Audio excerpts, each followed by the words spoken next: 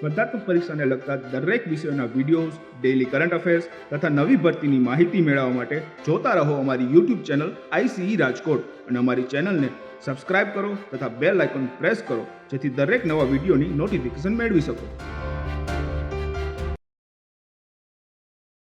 નમસ્કાર વિદ્યાર્થી મિત્રો, ICE ના યુટ્યુબ ચેનલમાં આપ સૌનું હાર્દિક સ્વાગત છે.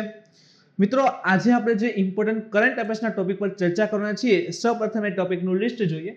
તો પ્રથમ છે નીતિ આયોગે ખાનગીકરણ માટે 12 જાહેર ઉપક્રમોની પ્રથમ સૂચિ જે છે એ રજૂ કરી છે.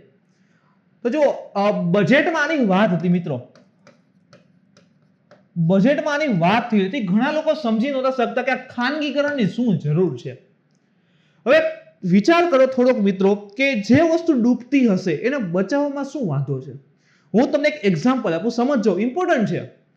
કે બધા એમ કહેતા સરકાર જમીન વેચી નાખશે, આમ કરશે, તેમ કરશે, પણ સિમ્પલ સમજો, એક ફેમિલી છે, 5 મેમ્બર છે, એની પાસે 10 થી 15 એકર જમીન છે, 10 એકર જમીન છે અને કુપોષણથી આ ફેમિલી પીડાય છે. હવે એમાંથી ઈ 1 એકર જમીન વેચી નાખે છે, એનાથી પૈસા આવે છે, એનાથી પરિવારનું ભરણ પોષણ વ્યવસ્થિત કરે તો શું વાંધો છે? 9 એકર જમીન તો ઓછી છે, પરિવાર પણ વ્યવસ્થિત રહે છે. તો બસ ભારત સરકાર આવું કંઈક કરે છે કે જે પણ વધારાની જમીન પડી છે, વધારાની જમીન એટલે કે એવું નહીં સમજો કે ખેતી લાયક આ તે, જે મોટા મોટા પબ્લિક સેક્ટર યુનિટ નહીં રહેલા હતા એની વધારાની જમીન હતી. હવે વધારે એટલે સાવ નકામ નહીં, કે ભવિષ્યમાં કદાચ એ સેક્ટર જે છે આખું ફેલાય તો પણ એ જમીન કઈ કામમાં ન આવે, તો એ જમીનને લોંગ લીઝ ઉપર અથવા તો ખાનગીકરણ કરવામાં કોઈ નુકસાન રહેતું નથી. ત્યાંથી પૈસા આવશે, દેશની ઇકોનોમી સ્ટ્રોંગ થશે. જોવો છો ને, અત્યારે ભારતનું ફોરેન રિઝર્વ વિશ્વમાં 4થા નંબર ઉપર છે, રશિયાને પાછળ રાખી દીધું. રશિયાને પાછળ રાખવું છે. પેલું ચીન છે, બીજું જાપાન છે, ત્રીજું સ્વિટ્ઝરલેન્ડ છે અને ચોથું આપણું ઇન્ડિયા છે. તો ફોરેન રિઝર્વ પણ એટલું વધી ગયું છે, તો એમાં કઈ ખોટું છે નહીં. એટલે નીતિ આયોગે જે છે અલગ અલગ 12 સેક્ટર, 12 જાહેર ઉપક્રમ હતા, એની પ્રથમ સૂચિ જાહેર કરી છે જેને ખાનગીકરણ માટે લાગુ કરાશે. સેકન્ડ છે ISRO, જાક્ષા. ISRO અને જાક્ષા, હવે શું છે ISRO તો ખબર પડશે, પણ જાક્ષા ક્યાંની એજન્સી છે? જો આ ક્લાસનો પ્રશ્ન બની જાય તો આ પ્રકારના પ્રશ્ન પૂછે છે. ISRO અને જાક્ષાએ ચંદ્ર ધ્રુવીય સંશોધન, જેને આપણે કહીએ છીએ લુનાર પોલર એક્સપ્લોરેશન પરના સહયોગની જે છે સમીક્ષા કરી છે. આ લુનાર પોલર એક્સપ્લોરેશન શું છે એની વાત કરશું. આ પ્રકારના પ્રશ્નો તમે જોવો UPSC માં એમાં બધે પૂછેલા છે, તો ફરજિયાત એ વ્યવસ્થિત સમજવું પડશે. એના પછી છે એક અવિશ્વાસ પ્રસ્તાવ, પોલિટીનો ક્વેશ્ચન ટોપિક રહેલો છે. પછી છે ગ્રામીણ વિકાસ અંગેની એક સંસદીય સ્થાયી સમિતિ જે છે પાર્લામેન્ટરી સ્ટેન્ડિંગ કમિટી, એને કંઈક ગ્રામીણ વિકાસ માટે અંગેની કેટલીક ભલામણો અથવા તો કંઈક કીધું ફેરફાર કરવાની જણાવાયું છે, તો એની વાત કરશું. અને છેલ્લે છે my ration mobile application launch કરવામાં આવેલ છે. તો જે પણ મોબાઈલ એપ લોન્ચ થાય ને મિત્રો, એ જોજો, ઇમ્પોર્ટન્ટ સાબિત થશે આ વખતે. તો પ્રથમ જોઈએ તો નીતિ આયોગે ખાનગીકરણ માટે 12 ઉપક્રમોની પ્રથમ સૂચિ જે છે જાહેર કરી છે. તો સરકારનું જે થિંક ટેન્ક કહેવાય ને, એ છે નીતિ આયોગ. આપણું જે પહેલા હતું ને પ્લાનિંગ કમિશન, યોજના આયોગ, એની જગ્યાએ ગવર્મેન્ટ 2014 પછી 2015માં જે છે નીતિ આયોગની સ્થાપના કરે છે, જેનું full form national institution for transforming India. તો સરકારનું જે છે આ થિંક ટેન્ક રહેલું છે, જે નીતિ આયોગ જે છે એને જાહેર ક્ષેત્રના 12 ઉપક્રમ જે રહેલા છે, ઉપક્રમ શું છે એ પણ આપણે સમજશું આગળ, પણ 12 અલગ અલગ સેક્ટર છે, એના ખાનગીકરણ માટેની પ્રથમ સૂચિ જે છે એ રજૂ કરી દીધી છે. મુખ્ય બિંદુ પર વાત કરીએ તો નીતિ આયોગ દ્વારા પ્રસ્તુત કરવામાં આવેલી સૂચિમાં વ્યૂહાત્મક ક્ષેત્ર, રણનીતિક ક્ષેત્રના PSUના પણ સમાવેશ છે. Public sector unit, public sector unit public એટલે આપણું નહીં મિત્રો, સરકારી સાહસનો ઉદ્યોગ. આપણે સરકારી કહીને તો સરકારી જે પણ યુનિટ રહેલા છે તો એમાં એ પણ આમાં સમાવેશ સૂચિની અંતર્ગત. તો જોશું કયા કયા હશે. આ સૂચિની સમીક્ષા હવે રોકાણ વિભાગ, ઓકે, નીતિ આયોગે તો આપી દીધું કે આ 12 જે કહેવાય કે અલગ અલગ ઉપક્રમ છે, તમે એનું ખાનગીકરણ કરી શકો છો. તો નીતિ આયોગે આપી દીધી માહિતી. હવે તો કે હવે એ કેટલા અંશે યોગ્ય છે, નીતિ આયોગની માહિતી કેટલી સાચી છે, અથવા તો એમાં કઈ શું ફેરફાર કરવાની જરૂર છે, તેની સમીક્ષા હવે જે રોકાણ વિભાગ અને જાહેર સંપત્તિ મેનેજમેન્ટ વિભાગ હોય કે જેને DIPM કહીએ છીએ તે, અને એક છે core group of secretariat on disinvestment, જેને CDG કહીએ છીએ. તો core group of secretaries on disinvestment દ્વારા કરવામાં આવશે, અને જેનું નેતૃત્વ છે ને કેબિનેટ સચિવ કરતા હોય. કેબિનેટમાં જે સચિવ હોય ને, IAS અધિકારીઓ, તો એ જે છે આનું નેતૃત્વ કરતા હશે. તો નીતિ આયોગે માહિતી આપી દીધી કે આ 12 સેક્ટર છે. હવે આ DIPM અને CDG છે એના જે કહેવાય કે ભાઈ પક્ષ હશે અને જે સચિવ રહેલા છે એ નિર્ણય કરશે કે કેટલા અંશે યોગ્ય અથવા તો શું આમાં કઈ ચેન્જીસની જરૂર છે કે નહીં. તો એ મુજબ હવે આગળ વધશે આમથી. બેકગ્રાઉન્ડમાં થોડું જોઈએ મિત્રો ખાનગીકરણ વિશેના. તો નાણાં પ્રધાન નિર્મલા સીતારમણ દ્વારા બજેટ 2021માં જાહેર ઉપક્રમોના ખાનગીકરણની યોજના જાહેરાત કરવામાં આવી હતી. તો આ જે યોજના જાહેરાત થઈ હતી તો તાજેતરમાં નીતિ આયોગ ઉપર એને જવાબદારી કીધી હતી કે નીતિ આયોગ જે છે એ નક્કી કરીને જણાવશે. તો નીતિ આયોગે અત્યારે માહિતી આપી છે. તેનાથી શું થશે કે નાણાકીય વર્ષ 2021-22 છે ને ફાઇનાન્શિયલ યર, એમાં ડિસઇન્વેસ્ટમેન્ટ એટલે કે સરકારનો જે ફાળો હતો, સમજો સરકારના જે પૈસા રોકાયેલા હતા સરકાર ત્યાંથી પૈસા ઉપાડી લે છે એટલે ખાનગીકરણ થઈ જશે. સપોઝ કે ચલો એક એબીસી નામની સંસ્થા હોય, એમાં ધારો કે 70 રૂપિયા સરકારના છે, 30 રૂપિયા કોઈ ખાનગી કંપનીના છે. સરકારે કે ગવામાં કાઢી લેવા છે તો એની જગ્યાએ કોઈ નવી ખાનગી કંપની આવશે તો સરકાર તો ડિસઇન્વેસ્ટમેન્ટ કર્યું ને, સરકારનું જે ઇન્વેસ્ટમેન્ટ હતું ત્યાંથી નીકળી ગયું તો 70 રૂપિયા આવી ગયા. પ્લસ હવે 70% કાઢશે તો કઈ કાઢે થોડું ટકાવારી પણ લેશે તો સરકાર પાસે પૈસા આવે છે. તો આ પ્રકારે ડિસઇન્વેસ્ટમેન્ટ અને ખાનગીકરણની વાત કરી હતી. તો તેનાથી નાણાકીય વર્ષ 2021-22માં જે ડિસઇન્વેસ્ટમેન્ટ છે એના દ્વારા રૂપિયા 1.75 લાખ કરોડનો લક્ષ્યાંક પહોંચી વળવાનો કેન્દ્રનો માર્ગ સ્પષ્ટ થશે. તો ડિસઇન્વેસ્ટમેન્ટ કરી 1.75 લાખ કરોડ જે છે સરકારનું લક્ષ્ય છે ફાઇનાન્શિયલ યર 21-22 નું એ ફૂલફિલ થશે. નાણાં પ્રધાન નિર્મલા સીતારમણે વર્ષ 21-22માં 2 જાહેર ક્ષેત્રની બેંક અને એક સામાન્ય વીમા કંપનીને ખાનગીકરણની પણ વાત કરે છે. જનરલ ઇન્સ્યોરન્સની પણ એક વાત કરે છે કે એને પણ ખાનગીકરણ કરવામાં આવશે. નીતિ આયોગને વ્યૂહાત્મક જાહેર ક્ષેત્રના ઉપક્રમોના નામ સૂચવવાનું કામ સોંપવામાં હતું. બજેટમાં જ કહી દીધું હતું, નિર્મલાબેને જણાવેલું હતું કે ભાઈ આ કામ જે છે નીતિ આયોગ કરશે. જેમને નવા જાહેર ક્ષેત્ર ઉપક્રમ એટલે કે પબ્લિક સેક્ટર એન્ટરપ્રાઇઝીસ જે રહેલા છે એ નીતિ અનુસાર અન્ય જાહેર ક્ષેત્ર ઉપક્રમોને મર્જ શું કરશે, મર્જ કરી દે. બે અલગ અલગ જાહેર ક્ષેત્રના હોય તો એને મર્જ કરે અથવા ખાનગીકરણ કરે અથવા તો પેટા કંપનીઓની બનાવીને આ પ્રકારનું ડિસઇન્વેસ્ટમેન્ટ હવે સરકાર કરશે. વ્યૂહાત્મક ક્ષેત્ર કીધું ને કે 12 ક્ષેત્ર જણાવ્યા છે. તો વ્યૂહાત્મક ક્ષેત્ર એટલે શું હશે? તો વ્યૂહાત્મક ક્ષેત્રમાં કોણ કોણ આવે?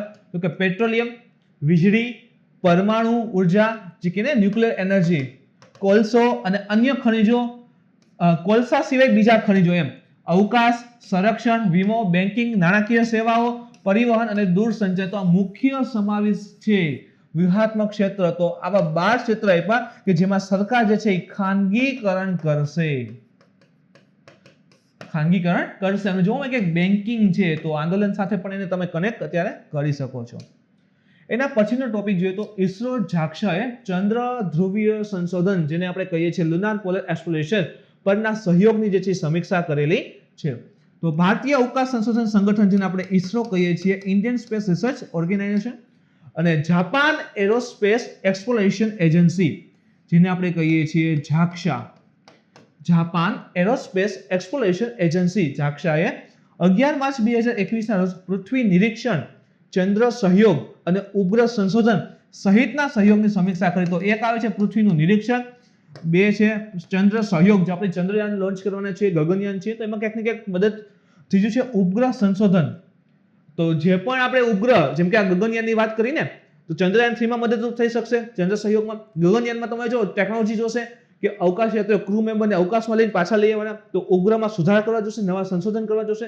તો ઉપગ્રહ સંશોધન સહિતના સહયોગની જે છે સમીક્ષા જે છે એ ઇસરો અને જાક્ષા જે જાપાની સ્પેસ એરોસ્પેસ એજન્સી છે એને કરેલી છે. બંને દેશોની અંતરિક્ષ એજન્સી એટલે કે ઇસરો એન્ડ જાક્ષા અંતરિક્ષ એજન્સીઓએ અંતરિક્ષ સ્થિતિ સંબંધિત જાગૃતતા અને પ્રોફેશનલ એક્સચેન્જ પ્રોગ્રામ, જે નામ સાંભળજો, અંતરિક્ષ સ્થિતિ સંબંધી જાગૃતતા અને પ્રોફેશનલ એક્સચેન્જ પ્રોગ્રામમાં સહયોગ અંગેની તકો શોધવાની સહમતિ પણ વ્યક્ત કરી છે. તો અંતરિક્ષની સ્થિતિ સંબંધિત જાગૃતતા લેવા માટે અને પ્રોફેશનલ એક્સચેન્જ પ્રોગ્રામ કે એકબીજાને ટેકનિકલી અથવા તો કહેવાય ને કે ગમે તે રીતે મદદ કરવાની વાત, પ્રોફેશનલ રીતે મદદ કરવાની વાત જે છે એના ઉપર સહયોગ કરવાની સહમતિ પણ વ્યક્ત કરી છે. એજન્સીઓએ ઉપગ્રહના ડેટાનો ઉપયોગ કરીને ચોખાના પાકના ક્ષેત્ર, વાયુ ગુણવત્તાની દેખરેખ, એર ક્વોલિટી કહીએ ને આપણે એના ઉપરની વોચ પરની પ્રવૃત્તિઓ માટે સહયોગ કરવા માટે અમલીકરણ વ્યવસ્થા પર હસ્તાક્ષર કર્યા. તો જે એકબીજાના ઉપગ્રહ હશે તો જે પણ ડેટા છે ઉપગ્રહ ઉપરથી જે પણ ડેટા આવે છે ખાસ કરીને શેને ફોકસ કરીને કે ચોખાના પાકના જે પણ વિસ્તાર રહેલા છે તે અથવા એર ક્વોલિટીની ઉપરની પ્રવૃત્તિ ઉપર ખાસ જે છે ભાઈ કરાર જે છે એ કરેલા છે, સંમતિ વ્યક્ત કરેલી છે. આગળ જોઈએ તો લુપેક્સ મિશન ફૂલ ફોર્મ જોઈએ, લુપેક્સ મિશન એટલે કે લુનાર પોલર એક્સપ્લોરેશન મિશન. યાદ રાખજો, પૂછે છે આ વખતે યુપીએસસી આ પ્રકારના પ્રશ્ન પૂછ્યા છે, તો આપણે અન્ય એક્ઝામ પાસેથી તો આશા રાખી શકીએ છીએ. તો લુનાર પોલર એક્સપ્લોરેશન મિશન, તેના પર ભારત અને જાપાન પહેલેથી જ કાર્યરત છે. એવું નથી કે હવે છે, પહેલેથી કાર્યરત છે. આ મિશનનો ઉદ્દેશ્ય શું છે જોઈએ તો આ મિશન પણ કામ કરી રહ્યા છે અને 2024 સુધીમાં ચંદ્રનો જે દક્ષિણ ધ્રુવ છે એના ઉપર લેન્ડર અને રોવર મોકલવાનું લક્ષ્ય છે. તો 2024 સુધીમાં ચંદ્રના દક્ષિણ ધ્રુવમાં લેન્ડર અને રોવર મોકલવાનું લક્ષ્ય છે. હવે લેન્ડર અને રોવર શું હોય જો આકૃતિ તમે જુઓ એટલે ખબર પડશે કે આ જે છે કે ચંદ્રની સપાટી છે, અહીંયા એક આમ સેટેલાઇટ જેવું છે, આખું ઉતરેલું છે, દેખાય છે આ રીતે. તો ચંદ્રની સપાટી ઉપર જે ઉતરશે ને, જો સમજજો ખાસ, આ ચંદ્ર છે, એની ફરતે જે કક્ષા હોય ને, કક્ષામાં કંઈક ફરશે તો એને આપણે કહીએ છીએ ઓર્બિટર. કક્ષાને ઇંગ્લિશમાં ઓર્બિટ કહેવાય, એમાં જે પણ વસ્તુ ફરતી હશે ઓર્બિટર. હવે શું થશે કે આ જે ઓર્બિટર છે એમાંથી એક વસ્તુ બહાર આવશે, ચંદ્રની સપાટી ઉપર લેન્ડ થશે. કેમ આપણે પ્લેન લેન્ડ થાય એ રીતે, તો એને આપણે કહીએ છીએ લેન્ડર. હવે લેન્ડર ની ચંદ્રની સપાટી પર આવી ગયું તો હવે શું થશે, આ લેન્ડર છે ને એમાંથી એક નાનો એવો એક ગાડી જેવું બહાર આવશે, જે રોબોટ કહીને આપણે રોબોટ, તો એને આપણે કહીએ છીએ રોવર.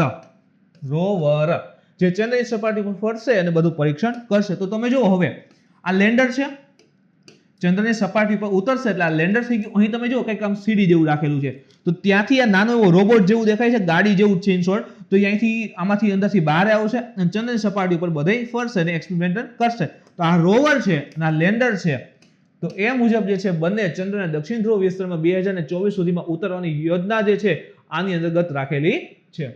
ચંદ્ર મિશન પર ભારતનો સહયોગ. તાજેતરમાં અવકાશ વિજ્ઞાન, પૃથ્વી નિરીક્ષણ અને રોબોટ અને માનવ સંશોધન માટેની તકો શોધવા ભારતે ઇટાલી સાથે સહયોગ કર્યો હતો. તો જો ખાલી અહીંયા જાપાનની વાત નથી, અન્ય કયા કયા દેશ સાથે ચંદ્ર મિશન ઉપર ભારતનો સહયોગ છે, કોણ કોણ આપણને મદદ કરશે અથવા ભારત સહયોગ કરવાનું છે, તો એક છે અવકાશ વિજ્ઞાન, પૃથ્વી નિરીક્ષણ, રોબોટ અને માનવ સંશોધન માટેની તક શોધવા માટે ભારતે ઇટાલી સાથે સહયોગ કરેલો છે. ફેબ્રુઆરી 2021ના મહિનામાં ભારતે ઓસ્ટ્રેલિયા સાથે ઇવન કરાર કર્યા, જેમાં હાલના MOU માં સુધારા ઇવન પણ કરેલા છે. અને આ કરાર એક વ્યાપક વ્યૂહાત્મક ભાગીદારી પર નિર્માણ છે. ખાસ કરીને તમે જો કે ચંદ્ર અથવા તો સ્પેસને લઈને જે છે કરાર જે છે કરેલા છે ઇટલી અને ઓસ્ટ્રેલિયા સાથે ઇન્ડિયાએ. ભારતનું એક મિશન છે ને ગગનયાન, ઇમ્પોર્ટન્ટ છે, બજેટમાં વાત કરેલી છે. તો આ ભારતનો માનવ અંતરિક્ષ કાર્યક્રમ છે, જો યાદ રાખજો, ભારતનો પ્રથમ માનવ અંતરિક્ષ કાર્યક્રમ, એટલે કે ભાઈ મનુષ્યને જે છે ક્રૂ અને અવકાશમાં લઈ જશે અને પાછા લઈ આવશે, આપણા ઇન્ડિયનને એમ ખાસ કરીને.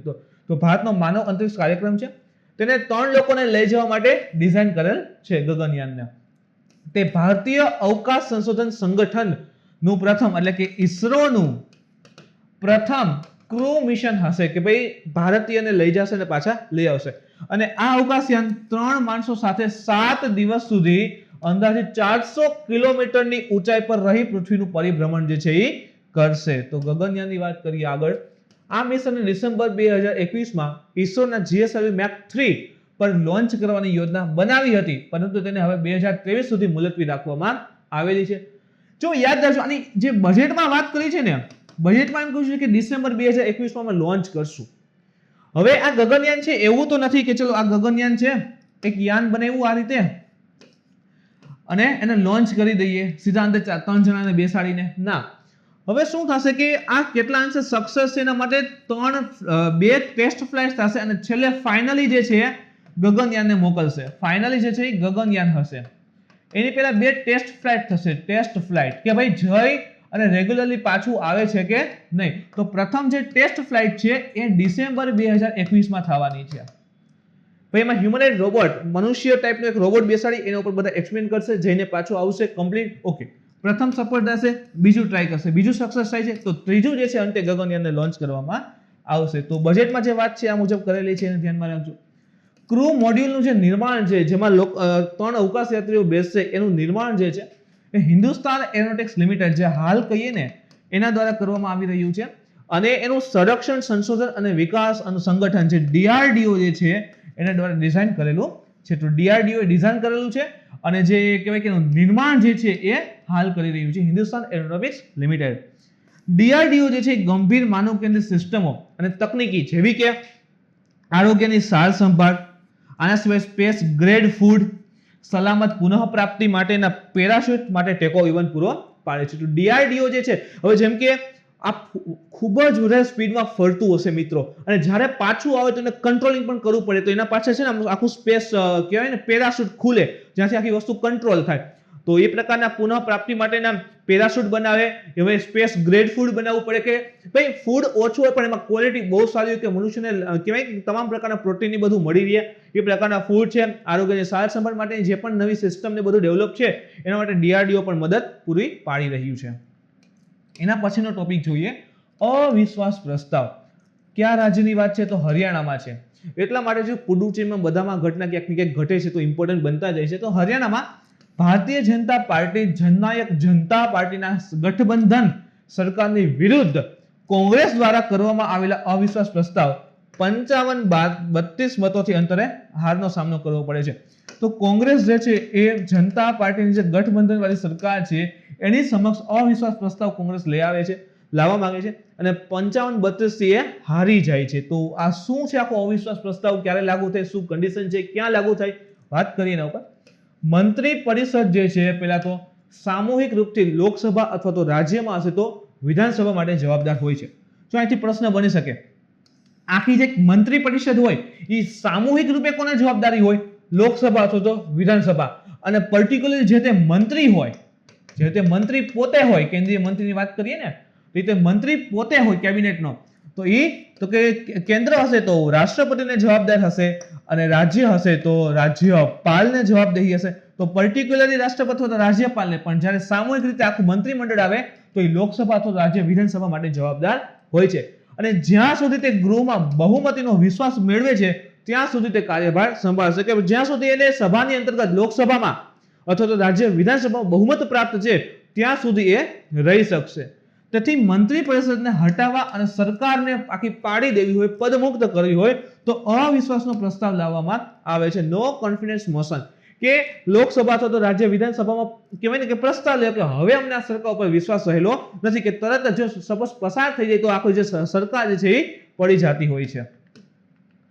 બંધારણીય જોગવાઈ શું કહે છે કે ભારતના બંધારણના અનુચ્છેદ 75, જો સમજો, અનુચ્છેદ 75 માં એવું લખેલું છે કે મંત્રી પરિષદ જે સામૂહિક રૂપથી લોકસભા માટે જવાબદાર હશે, કેન્દ્રીય માટે. અને અનુચ્છેદ 164 છે એમાં લખેલું છે કે મંત્રી પરિષદ જે છે એ રાજ્ય વિધાનસભા માટે સામૂહિક રીતે જવાબદાર હશે. તો એ કેન્દ્રની વાત છે તો લોકસભાને જવાબદાર હોય, 164 માં રાજ્યની વાત છે તો એ જે છે રાજ્ય વિધાનસભા માટે જવાબદાર હોય. રાજ્ય અહીંયા યાદ રાખજો, વિધાન પરિષદ કે રાજ્યસભા નથી લખ્યું, લોકસભા અને વિધાનસભાની જ વાત છે.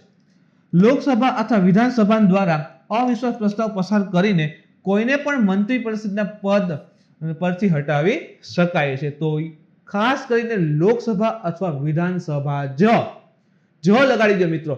તો આ પ્રસ્તાવ રજૂ પણ ક્યાં થાય? તો યાદ રાખો, લોકસભાનો નિયમ 198 માં અવિશ્વાસ પ્રસ્તાવની પ્રક્રિયાને નિર્દેશ કરવામાં આવી છે. હવે લોકસભાનો નિયમ 198 માં છે તો આ પ્રસ્તાવ રજૂ ક્યાં થાય? માત્ર લોકસભામાં. અવિશ્વાસ પ્રસ્તાવ જે છે માત્ર લોકસભામાં રજૂ થાય, અને રાજ્ય સ્તરે હોય તો માત્ર વિધાનસભામાં, વિધાન પરિષદમાં જશે નહીં. નિયમ 198 માટે જોઈએ તો સરકાર વિરુદ્ધ અવિશ્વાસ પ્રસ્તાવ દસ્તખત ફક્ત લોકસભામાં રજૂ થાય છે. લોકસભાનો નિયમ છે 198 હેઠળ, તો માત્ર લોકસભા, રાજ્યસભામાં જશે નહીં. લોકસભામાં અવિશ્વાસની દરખાસ્ત માટે ગૃહમાં ઓછામાં ઓછા 50 સભ્યોના ટેકાની જરૂર પડે તો ક્યારે અવિશ્વાસ પ્રસ્તાવ રજૂ કરી શકાય, લઈ આવી શકાય? તો યાદ રાખવું કે લોકસભામાંથી ઓછામાં ઓછા 50 મેમ્બર જે છે એ પ્રસ્તાવને ટેકો આપે તો એ પ્રસ્તાવ જે છે એ આગળ વધતો હોય છે. જ્યારે 50 થી ઓછા સભ્યોને ટેકો મળશે તો આ પ્રસ્તાવ જે છે ઓટોમેટિક શું થઈ જાય? નિષ્ફળ થઈ જાય છે. અવિશ્વાસની દરખાસ્ત માટે સવારે 10 વાગ્યા પહેલા કોઈ પણ સભ્ય જે લઈ આવવા માંગે છે, કોઈ પણ એમપી હશે એ કહેવાય કે અવિશ્વાસ પ્રસ્તાવ લઈ આવવા માંગે છે, તે લેખિત સૂચના આપે છે. જે કહેવાય કે સ્પીકર હોય ને લેખિત સૂચના આપતા હોય છે. આ પછી પ્રસ્તાવ પર મત આપવામાં આવે છે, જેના ઉપર અલગ અલગ વોટની મેથડ હોય ને, કે વોઇસ મત હોય, વોટ સ્લિપ હોય, અથવા તો અન્ય કોઈ પણ પ્રક્રિયાનો ઉપયોગ કરી જે છે મત આપવામાં આવે. જો સરકાર વિશ્વાસ પ્રસ્તાવ ગુમાવી દે અથવા તો અવિશ્વાસ પ્રસ્તાવ જે છે એ બહુમતી દ્વારા સ્વીકારવામાં આવે તો સરકાર જે છે આખી મંત્રી પરિષદ પડી ગઈ છે, સરકારે રાજીનામું આપવું પડે છે. વિશ્વાસ ગુમાવી દે અથવા તો અવિશ્વાસ પ્રસ્તાવ પસાર થઈ જાય. ગૃહમાં અધ્યક્ષ દ્વારા અવિશ્વાસ પ્રસ્તાવ વાંચીને સંભળાવવામાં આવતો હોય છે અને જે આ પ્રસ્તાવના પક્ષમાં સભ્યો હશે તેમની જગ્યાએ ઊભા થવાનું કહેવામાં આવે. એટલે કે સપોઝ સમજો કે ગૃહનો એક સ્પીકર હશે, તેમ કહેશે કે ઓકે આ પ્રસ્તાવ આખો અવિશ્વાસ પ્રસ્તાવ રહેલો છે, જે લોકોને સપોર્ટ કરે છે કે હા ભાઈ સરકારે વિશ્વાસ ગુમાવી દીધો છે એ બધાની જગ્યા ઉપર ઊભા થઈ જાય, તો એ તે પણ જે છે આખું વોટિંગ કરવામાં આવે કે ઓકે આટલા લોકો જે છે વિરોધમાં છે, 50 થી વધી જશે તો આગળ પ્રોસેસ જે છે શરૂ કરવામાં આવતી હોય. જો તે મુજબ ઓછામાં ઓછા 50 સભ્યો દરખાસ્તની તરફેણમાં ઊભા થઈ જશે તો ચેરમેન દ્વારા પ્રસ્તાવ અંગે ચર્ચા કરવા માટે એક તારીખ જે છે નક્કી કરવામાં આવે કે ઓકે 50 સભ્યોના તરફેણમાં છે તો અવિશ્વાસ પ્રસ્તાવ પસાર તો થયો, પસાર થયો ઇન્સર્ટ કે એના ઉપર ચર્ચા વિચારણા હવે થશે, તો સ્પીકર જે છે તારીખ નક્કી કરે, પણ એના માટે એક રજૂ છે કે આ તારીખ જે છે ને પ્રસ્તાવ રજૂ કરીને 10 દિવસની અંદર જ હોવું જોઈએ, એ પણ અહીં કન્ડિશન રહેલી છે.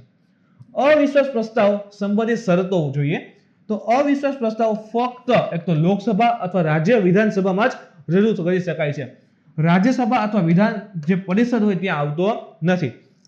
આ પ્રસ્તાવ મંત્રી પરિષદની સામે સામૂહિક રીતે લાવવામાં આવે છે તથા એક પણ મંત્રી અથવા ખાનગી સભ્યો સામે લાવી શકાતો નથી. તો અવિશ્વાસ પ્રસ્તાવ છે કોઈ એમ કે મારે ખાલી આ મંત્રી ઉપર લગાવવું પડ્યો છે તો એવું નહીં, આખી મંત્રી પરિષદ અથવા કોઈ ખાનગી જે એમપી રહેલો હોય અથવા તો એમએલએ હોય તો એના માટે ન આવ્યા, ખાલી ને ખાલી આખી મંત્રી પરિષદ હોય તો એના ઉપર જ આ લાગુ પડે છે. એના પછીનો ટોપિક જોઈએ તો ગ્રામીણ વિકાસ અંગેની સંસદીય સ્થાયી સમિતિ જોઈએ. એના ઉપર મિત્રો તો તાજેતરમાં જ ગ્રામીણ વિકાસ અંગેની સંસદીય સ્થાયી સમિતિ પાર્લામેન્ટરી સ્ટેન્ડિંગ કમિટી જે કહીએ એને જણાવ્યું કે કેન્દ્ર સરકારે ગરીબ, વરિષ્ઠ નાગરિકો, વિધવાઓ અને દિવ્યાંગોને આપવામાં આવતી જે પેન્શનની રકમ છે ને વધારવી જોઈએ. જો શું કે છે જે પાર્લામેન્ટરી સ્ટેન્ડિંગ કમિટી છે એને કેન્દ્ર સરકારને કીધું કે ભાઈ જે ગરીબ અથવા તો વરિષ્ઠ નાગરિકો હોય, વિધવાઓ છે અને દિવ્યાંગજનો છે એને જે પેન્શન આપે છે એની રકમ હવે વધારી દેવી જોઈએ, મહિને 200, 300, 500 જે છે એ રકમ હવે વધારવી જોઈએ. સંસદીય સ્થાયી સમિતિ દ્વારા સૂચવવામાં આવતા મુદ્દાઓ ઉપર વાત કરીએ તો સમિતિએ કીધું કે અગાઉ તેને પોતાના અહેવાલમાં પેન્શન વધારવાનો પ્રસ્તાવ મૂક્યો હતો, જો સમિતિએ અગાઉ પણ મૂકેલો હતો પરંતુ સરકારે આ રકમ વધારવામાં ઢીલાસ બતાવી, સરકારે કોઈ કહેવાય ને આમ ખાસ ઇન્ટરેસ્ટ ન લીધો, પણ એટલે પાછું જે છે પાર્લામેન્ટરી સ્ટેન્ડિંગ કમિટીએ કીધું કે હવે આ પેન્શન જે આપે છે એને હજી એની ધનરાશિ જે છે એ વધારવી જરૂરી છે.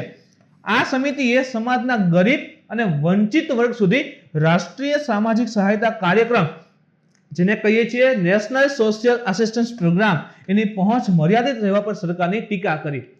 જો સમજો સમાજના ગરીબ અને વંચિત વર્ગ સુધી જે રાષ્ટ્રીય સામાજિક સહાયતા કાર્યક્રમ છે, રાષ્ટ્રીય સામાજિક સહાયતા કાર્યક્રમ કે સરકાર જે છે ભાઈ એના વિકાસ માટે એની સહાય કરવા માંગે છે, સરકાર એના વિકાસ માટે સહાય કરે છે, ચાહે ગરીબ હશે, વૃદ્ધ હોય અથવા તો ચલો દિવ્યાંગજન છે, વિધવા છે, તો એના વિકાસ માટે એ આખું જીવન એનું વ્યવસ્થિત ચલાવી શકે એ માટે સરકાર સહાય કરે છે, તો એના વિશેની પહોંચ તો હોવી જોઈએ ને. આ કાર્યક્રમ ચલાવે છે પણ એના વિશે માહિતી તો હોવી જોઈએ ને, જેથી કરીને એનો લાભ લઈ શકે, તો એને મર્યાદિત રહેવા ઉપર સરકારની ટીકા કરે છે. દરેક વ્યક્તિ સુધી હજી પ્રોગ્રામ પહોંચતો કેમ નથી, દરેક વ્યક્તિ કેમ એના વિશે જાગૃત નથી, તો પાર્લામેન્ટરી સ્ટેન્ડિંગ કમિટી એ પણ સરકારને કીધું કે સરકારે ટીકા કરી કે એક તો દરેક વ્યક્તિ સુધી પહોંચવી પણ જોઈએ, એની વિશેની માહિતી હોવી જોઈએ, એનો લાભ મેળવતો હોવો જોઈએ અને પાછી એની જે પેન્શનની જે રાશિ જે છે એ પણ હવે વધારવાની જરૂર રહેલી છે. યોજના વિવિધ ઘટકો હેઠળ દર મહિને 200 થી 500 રૂપિયા પ્રતિ મહિનાની અલ્પ સહાય આપે છે. વિચાર કરો 200 થી 500 રૂપિયા પ્રતિ મંથ, આખા મહિનામાં 200 રૂપિયાની સહાય, 500 રૂપિયાની સહાય. હવે વિચાર કરો ને તો આમાં 3-4 દિવસનું દૂધ પણ નથી આવતું મિત્રો 200 માં તો એટલે સ્ટેન્ડિંગ કમિટી કહે છે કે હવે આ સહાય જે છે એ વધારવી જોઈએ. બેરોજગારી ભથ્થાની જોગવાઈઓના યોગ્ય અમલીકરણમાં રાજ્ય સરકારનો અભિગમ સમજવામાં આવ્યો છે. બેરોજગારીનું ભથ્થું પણ આપવામાં આવે છે ને, યાદ કરો મિનિમમ 100 દિવસની રોજગારી અને મનરેગાના બધા કાર્યક્રમ, તો એમાં પણ રાજ્યની કંઈક ને કંઈક વાત કરીશ. મનરેગા યોજનાના અમલીકરણમાં ઉદ્ભવતા પ્રશ્નોના નિરાકરણ માટે ગ્રામીણ વિકાસ વિભાગ ડિપાર્ટમેન્ટ ઓફ રૂરલ ડેવલપમેન્ટના ઉપર દબાણ કરવામાં આવે છે. તો મનરેગાના અમલીકરણ માટે જે પણ મુશ્કેલી આવે છે, એના પ્રશ્નો રહેલા છે, એનું નિરાકરણ આવવું જોઈએ. હવે સપોઝ કે કોઈને 100 દિવસની રોજગારીની ગેરંટી સરકાર આપે છે તો એને મળવી જોઈએ ને, જે પણ નામ નોમિનેટ કરાવશે એને 100 દિવસની રોજગારી આપવી જ પડે સરકારને. તો એને લઈને કાંઈ પણ જે પ્રશ્નો રહેલા છે એનું નિરાકરણ કરવું જરૂરી છે. તો આના માટે જે ડિપાર્ટમેન્ટ ઓફ રૂરલ ડેવલપમેન્ટ છે એના ઉપર દબાણ કરશે સરકાર, જેથી કરીને મનરેગાને લઈને જે પણ પ્રશ્ન છે સોલ્વ થશે અને યોજના ઝડપથી લાગુ કરે અને લોકોને એમ્પ્લોયમેન્ટ રોજગારી જે છે મળી રહે.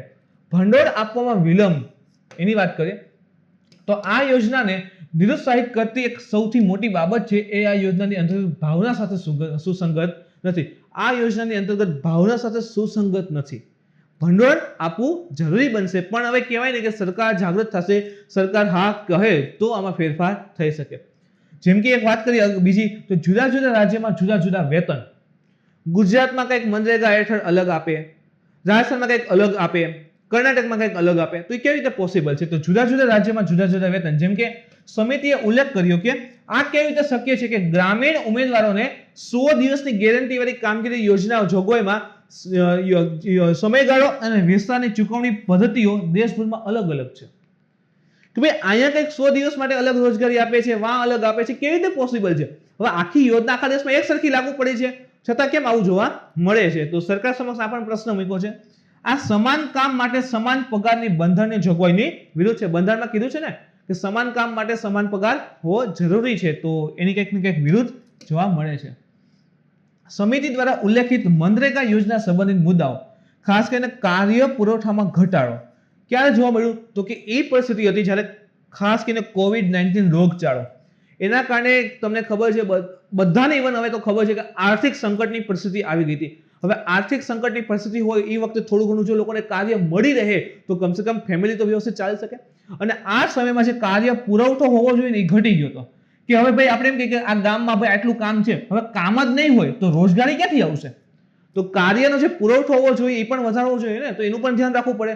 તો ગમે ત્યાંથી સરકારે કામ જનરેટ કરવું પડે જેથી લોકો રોજગારી મેળવી શકે. અને ખાસ કરીને COVID-19 જેવી પરિસ્થિતિ હોય, આર્થિક સંકટ હોય, એ દરમિયાન કાર્ય નહીં હોય, કામ લોકોને નહીં મળે તો શું કરશે લોકો? તો સરકાર બે છે જેની જવાબદારી સરકારે લેવી પડે છે. તો કાર્ય વૃદ્ધિમાં માંગમાં પણ વૃદ્ધિ કરવાની વાત અહીં જે છે સ્ટેન્ડિંગ કમિટીએ કીધેલું છે. રાષ્ટ્રીય સામાજિક સહાયતા કાર્યક્રમ ઉપર વાત કરીએ તો તે ગ્રામીણ વિકાસ મંત્રાલય છે દ્વારા સંચાલિત એક કલ્યાણકારી કાર્યક્રમ છે. લોકોનું કલ્યાણ થાય એવા ઉદ્દેશથી શરૂ કરેલ છે. આ કાર્યક્રમ ગ્રામીણ વિસ્તારો તેમજ શહેરી વિસ્તારોમાં લાગુ કરવામાં આવે છે. તો માત્ર ગ્રામીણ પૂરતું નથી, ગ્રામીણ અને શહેરી તમામ પ્રકારના વિસ્તારોમાં લાગુ કરેલ છે. આ કાર્યક્રમ સૌપ્રથમ 15મી ઓગસ્ટ અને 1995 ના રોજ કેન્દ્ર પ્રાયોજિત યોજના તરીકે શરૂ કરેલો હતો અને 2016માં તેને કેન્દ્ર પ્રાયોજિત યોજનાઓથી કોર ઓફ ધ કોર યોજના અંતર્ગત લાવવામાં પણ આવે છે, એટલે મુખ્ય યોજના અંતર્ગત લાવેલ છે.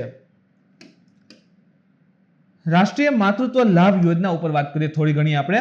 તો રાષ્ટ્રીય માતૃત્વ લાભ યોજના, જો આપણે એની પહેલા હજી એક વસ્તુ, જેમ કે ચલો આ યોજના હેઠળ 5 ઘટક છે. આપણે જોઈએ ને કે આ રાષ્ટ્રીય સામાજિક સહાયતા કાર્યક્રમ કોર ઓફ ધ કોરમાં સમાવેશ થઈ છે. એની અંતર્ગત મુખ્ય 5 ઘટક છે. એક તો ઇન્દિરા ગાંધી રાષ્ટ્રીય વૃદ્ધાવસ્થા પેન્શન યોજના, જો વૃદ્ધાવસ્થા માટે પેન્શન છે. રાષ્ટ્રીય કુટુંબ લાભ યોજના છે. અન્નપૂર્ણા, તો અહીં અન્નની જે જવાબદારી છે ને, આપણે કહેતા હોય ને 2 રૂપિયા અથવા તો 1 રૂપિયા કિલો જે ઘઉં ને ચોખા આપે છે, તો એની વાત છે. અહીંયા ફેમિલી માટે વેલફેર માટેની વાત છે. ઇન્દિરા ગાંધી રાષ્ટ્રીય વિધવા પેન્શન યોજનાની વાત છે. ઇન્દિરા ગાંધી રાષ્ટ્રીય અપંગતતા પેન્શન યોજનાની વાત છે.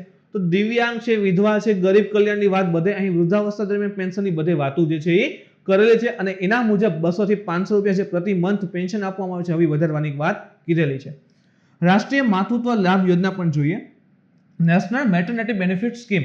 તો આની અંતર્ગત રાષ્ટ્રીય સામાજિક અને સહાય કાર્યક્રમનો ભાગ હતી. જે આ યોજના જે છે એ રાષ્ટ્રીય સામાજિક સહાય કાર્યક્રમનો ભાગ હતી, જે પાછળથી આરોગ્ય અને પરિવાર કલ્યાણ મંત્રાલય, સ્વાસ્થ્ય અને પરિવાર કલ્યાણ મંત્રાલય અંતર્ગત તબદીલ કરવામાં આવેલ છે. તો પહેલા આનો ભાગ હતી, હવે એ છે આરોગ્ય અને પરિવાર કલ્યાણ મંત્રાલય, અથવા જેને આપણે સ્વાસ્થ્ય અને પરિવાર કલ્યાણ મંત્રાલય કહીએ છીએ, એનો ભાગ જે છે હવે બની ગયેલ છે. ગ્રામ વિકાસ વિભાગની અન્ય મહત્વપૂર્ણ યોજનાઓ, જે પણ મેઇન્સ ને અથવા તો પીટી જે આવે છે એના માટે ખાસ ઇમ્પોર્ટન્ટ છે, ક્યાંક લખવાનું કે કઈ કઈ મહત્વપૂર્ણ યોજના છે, તો આ યોજનાના નામ લખી દેવાના. જેમ કે મહાત્મા ગાંધી રાષ્ટ્રીય ગ્રામીણ રોજગાર ગેરંટી અધિનિયમ, ગેરંટી આપે છે સરકાર રોજગાર માટે. પ્રધાનમંત્રી ગ્રામીણ આવાસ યોજના, પ્રધાનમંત્રી ગ્રામ સડક યોજના, દીનદયાળ અંત્યોદય યોજના, રાષ્ટ્રીય ગ્રામીણ આજીવિકા મિશન અંતર્ગત, રાષ્ટ્રીય સામાજિક સહાય કાર્યક્રમ, શ્યામા પ્રસાદ મુખર્જી રૂરલ મિશન અને સાંસદ આદર્શ ગ્રામ યોજના. તો ભાઈ ગ્રામ વિકાસ વિભાગની આ મહત્વપૂર્ણ યોજનાઓ અત્યારે રહેલી છે. એના પછી જોઈએ my ration mobile application launch જે છે કરવામાં આવી છે. તો આ પ્રકારની આ મોબાઈલ એપ્લિકેશન રહી છે. અહીં આવશે કે હોમ સ્ક્રીન માય રેશન, પછી લખેલું હશે ઉપર કે department of food public distribution government of India. વાત કરી એના વિશે તો કેન્દ્ર સરકારે 12 માર્ચ 2021 ના રોજ દેશમાં માય રેશન મોબાઈલ એપ્લિકેશન શરૂ કરી છે. વન રેશન વન નેશન યાદ આવશે તમને મિત્રો કે એક રાષ્ટ્ર એક ration card, one nation one ration કાર્ડની સુવિધા માટે આ એપ્લિકેશન જે શરૂ કરે છે. બજેટમાં પણ વન નેશન વન રેશન કાર્ડની વાત કરેલી છે, યાદ રાખજો. તો એના માટે હાલમાં એપ્લિકેશન આવેલી છે. આ એપ્લિકેશનને નેશનલ ઇન્ફોર્મેટિક્સ સેન્ટર, જેને આપણે NIC કહીએ છીએ, નેશનલ ઇન્ફોર્મેટિક્સ સેન્ટર ના સહયોગથી જે છે વિકસાવવામાં આવી છે. આ application national food security act NFSA national food security એક્ટના લાભાર્થીઓ વચ્ચે જે ઘણી one nation one ration card સંબંધિત સેવાઓની સુવિધા જે છે એના માટે વિકસાવવામાં આવી છે. તો નેશનલ ફૂડ સિક્યુરિટી એક્ટ જે રહેલો છે, નેશનલ ફૂડ સિક્યુરિટી એક્ટ, એના અંતર્ગત જે પણ લાભાર્થી છે એને one nation one ration card તમામ પ્રકારની એની અંતર્ગત જે પણ સુવિધાઓ મળે છે બધી સુવિધાઓ મળે એ માટે એપ્લિકેશન જે છે લાગુ કરેલ છે, ડેવલપ કરેલ છે. તે સ્થળાંતર લાભાર્થીઓ એટલે કે જે કહેવાય ને માઇગ્રન્ટ વર્કર્સ, કે આજે આ રાજ્યના મૂળ છે પણ એને રોજગારી અથવા તો પરિવારનું ભરણ પોષણ થાય માટે બીજા રાજ્યમાં જઈ રોજગારી મેળવતા હોય છે. તો બીજા રાજ્યમાં જાય છે તો એને શું આ જે સહાય નહીં મળી શકે અન્ન માટેની, તો કે હવે એને ત્યાં રાજ્યમાં પણ સહાય મળવી જરૂરી છે. તો એના માટે આ ઇમ્પોર્ટન્ટ સાબિત થશે. સ્થળાંતર લાભાર્થીઓ, FPS ડિલિવરી જે ડીલરો રહેલા છે તે અને અન્ય સંબંધિત હિતકારોને આ વિવિધ સેવાઓ જે છે આ એપ્લિકેશન દ્વારા પૂરી પાડવામાં આવશે. આ એપ્લિકેશન નજીકની વાજબી કિંમતની જે દુકાન હશે એ પણ જણાવશે. એમાં એપ્લિકેશનમાં એ પણ જણાવશે કે નજીકની આ દુકાન સાબિત થઈ છે. તો જે તે વ્યક્તિ માઇગ્રન્ટ વર્કર્સ હોય તો ખબર ન હોય કે ક્યાં દુકાનને બધું આવેલું હશે, નજીક પડતું હશે, તો એ જે છે નજીકની દુકાનની પણ અહીંથી શોધ જે છે એ કરી શકે છે. આ લાભ તે રેશન કાર્ડ ધારકોને મળશે જે આજીવિકા માટે અન્ય વિસ્તારમાં જતા હોય છે. એટલે કે મૂળ કોઈ એક વિસ્તારમાં રહે છે ત્યાંથી બીજા વિસ્તારમાં જવું નથી કે રાજ્ય, જેમ કે ચલો આપણે મૂળ અમદાવાદના હોય અને હવે સર આપણે મહેસાણા જવું પડે છે તો ત્યાં રહીને આપણે વર્ક કરીએ છીએ તો ત્યાંની જે રાશન કાર્ડની શોપ હશે ત્યાંથી પણ આપણે ફાયદો જે છે મેળવી શકીએ છીએ. આ મોબાઈલ એપ્લિકેશનને 14 ભાષાઓમાં શરૂ કરવામાં આવશે. કેટલી ભાષા? 14 ભાષામાં, પણ હાલ જે છે ઇંગ્લિશ અને હિન્દીમાં ઉપલબ્ધ જે છે કરી દીધી છે. આ એપ્લિકેશનની મદદથી લાભાર્થીઓ સરળતાથી ખોરાકના હકની વિગતો, તાજેતરના જે કહેવાય ને કે આઈલેન્ડ લેન્ડ અને દેન એની માટેની વસ્તુઓ તેમજ આધાર સીડિંગની સ્થિતિ પણ જોઈ શકશે. સપોઝ ઘણીવાર કહેતા હોય ને તમને આ વસ્તુ નથી મળે, એમ તમને મીઠું નહીં મળે, તમને ઘઉં નહીં મળે, તો જે તે વ્યક્તિને કેટલી પોતાના ફેમિલી માટે વસ્તુ ત્યાં સરકાર આપી રહી છે એની પણ માહિતી મળશે. તો ખોરાકના હકની વિગતો, તાજેતરના જે કહેવાય ને આઈલેન્ડ હશે, એની પણ માહિતી મળશે અને આધાર સીડિંગની સ્થિતિ પણ એ જોઈ શકશે. સ્થળાંતર લાભાર્થીઓ પણ આ એપ્લિકેશનની મદદથી તેમની સ્થળાંતરિત વિગતો દાખલ કરી શકે છે. લાભાર્થીઓ તેમના સૂચનો અથવા તો પ્રતિસાદ પણ સબમિટ કરી શકે છે. લાભાર્થીને લાગે કે હજી આ સુધારવાની જરૂર છે તો એ પણ જાણી શકશે, અથવા તો બહુ સારું વર્ક મળેલું હોય તો એ પણ કહી શકે કે બહુ સારી એપ્લિકેશન છે, એવું બધું રજિસ્ટર એમાં કરી શકે છે. એક રાષ્ટ્ર એક કાર્ડની વાત કરીએ તો આ યોજના તમામ લાભાર્થીઓ, ખાસ કરીને સ્થળાંતરિત કરનારા જે લોકો છે, દેશમાં ક્યાંયથી પણ જાહેર વિતરણ વ્યવસ્થાનો લાભ આપવા માટે શરૂ કરેલ છે. પછી બિહારથી, યુપીથી, મહારાષ્ટ્રથી, મધ્યપ્રદેશથી આપણે ગુજરાતમાં આવતા હોય અથવા આપણે ગુજરાતના છે તે ગમે તે રાજ્યમાં જતા હશે તો એનો ફાયદો જે છે એ લોકો મેળવી શકે. એના માટે એવા ઉદ્દેશ્ય આ યોજના જે છે શરૂ કરેલ છે. આ યોજના રાષ્ટ્રીય ખાદ્ય સુરક્ષા અધિનિયમ, જેને આપણે નેશનલ ફૂડ સિક્યુરિટી એક્ટ હેઠળ લાગુ કરવામાં આવેલ છે. યાદ રાખજો, ઇમ્પોર્ટન્ટ છે મિત્રો, કે આ એક્ટ અંતર્ગત નેશનલ ફૂડ સિક્યુરિટી એક્ટ રાષ્ટ્રીય ખાદ્ય સુરક્ષા અધિનિયમ હેઠળ લાગુ કરેલ છે. તેનો હેતુ શું છે તો કે જે ખોટા રેશન કાર્ડ હોય, અયોગ્ય રેશન કાર્ડ હોય અને ડુપ્લિકેટ રેશન કાર્ડ છે એને ખતમ કરવા. ઓનલાઈન ને બધું થઈ જશે તો ઓટોમેટિક એક જ રેશન કાર્ડ થઈ ગયું ને, આખું ડિટેલ થઈ જશે, એટલે એક જ રેશન કાર્ડ છે તો એના ડુપ્લિકેટની પોસિબલ હશે નહીં. તો જે પણ બનાવટી રેશન કાર્ડ, અયોગ્ય રેશન કાર્ડ અથવા ડુપ્લિકેટ રેશન કાર્ડ દ્વારા અનાજ ખોટી જગ્યાએ જતું હશે એને પણ આપણે હવે કંટ્રોલ કરી શકીએ છીએ. તો એક રીતે કહીએ તો ભ્રષ્ટાચાર પણ આથી ઘટી શકશે. તો મિત્રો આ હતું આજનું કરંટ અફેર્સ. આજના લેક્ચરમાં તમને કઈ ડાઉટ હોય, ક્વેરી હોય તો તમે કોમેન્ટ કરીને જણાવી શકો છો. મિત્રો આજનો વિડીયો ગમ્યો હોય તો લાઈક કરો, શેર કરો, તમારા મિત્રો સુધી પહોંચવા માટે કોશિશ કરો. કાલે ફરી મળીશું નવા ટોપિક સાથે. Thank you.